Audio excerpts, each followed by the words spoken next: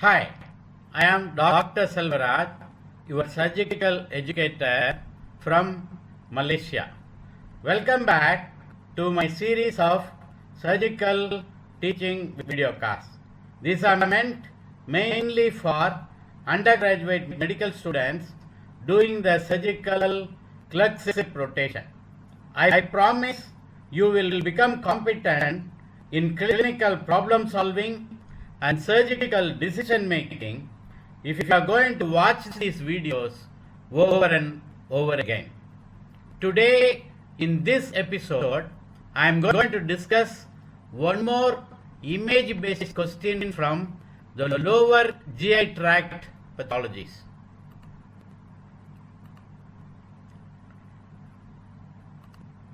So our patient is a 53-year-old man complaint of massive, painless, bright red blood per rectum, that is hematochezia. The following investigations were done. So these are the investigations. You can see it in the figure A, B and C. So these are the 6 questions. Number 1 question. What investigation was being performed in figure A and figure 2 and what are the findings? So these 2 things. Question number 2. What is the etiopathogenesis of this condition? Question number 3. What investigation is being performed in figure C and what are the findings? So this one. Question number 4. What are the clinical features of this condition? Question number 5. What are the complications? Question number 6. How will you manage this patient?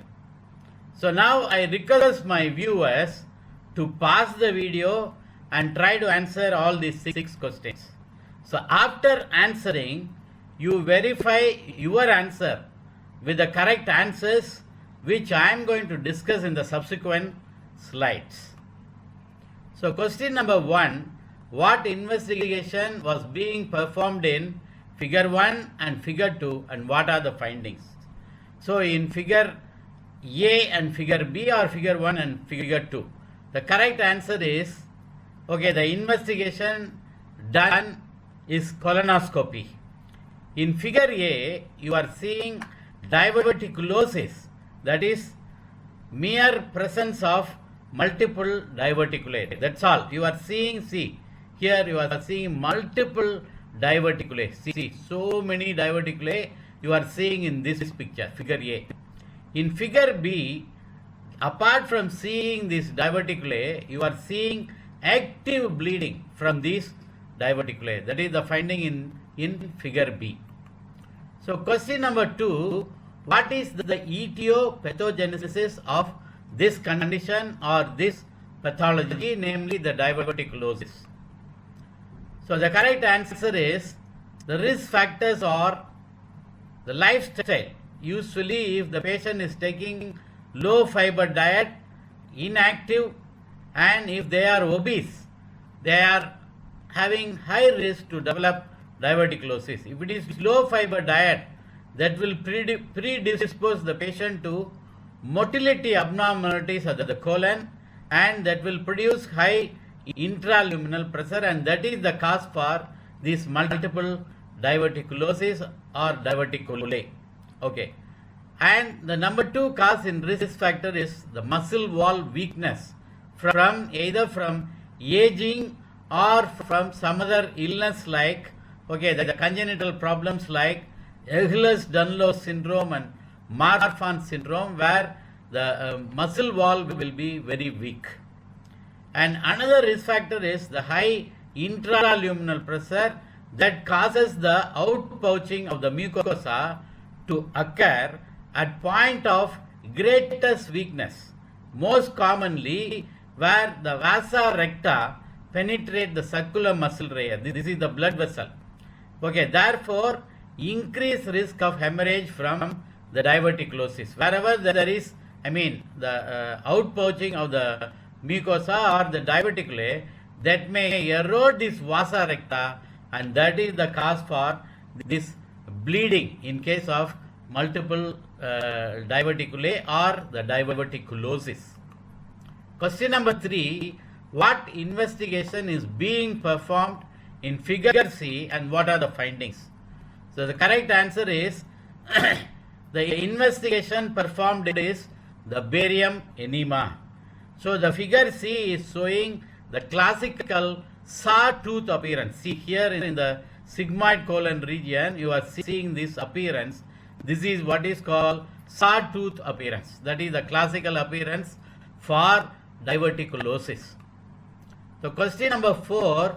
What are the clinical features of this condition or diverticulosis? So the correct answer is you can divide it into uncomplicated diverticulosis and complicated diverticulosis. So uncomplicated diverticulosis, okay, the patient may be asymptomatic. 70 to 80% of those patients who are having diverticulosis, they will be asymptomatic only. Episodic or symptomatic patient will have episodic abdominal pain, often left lower quadrant pain. Apart from that, they will have bloating of the abdomen because of flatulence. They may also have constipation and diarrhea. Usually there won't be any fever or leukocytosis because there is no infection here in diverticulosis. No physical exam findings, or if at all there is any physical finding, they may be poorly localized left lower quadrant tenderness or mild left lower quadrant tenderness. That is the only physical finding you will see in diverticulosis. In cases of complicated diverticulitis, 10 to 15% of these diverticulosis patients will end up with bleeding, and 15 to 25% of these diverticulosis, they may go for diverticulitis. So what are the complications? The correct answer is diverticulitis occurs in 15 to 25% of the patient.